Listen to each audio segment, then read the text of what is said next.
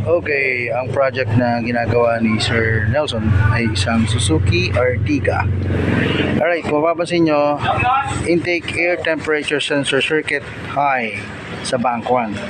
So, etong mismong tinitingnan ni Sir ay isang bank 1. At yung circuit high, nakita nyo yun, yun o, putol po yung, ayan. Yung kutsilyo. So, putol po yung harness.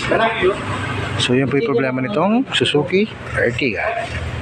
Okay, no fault codes detected at wala na rin yung ating check engine.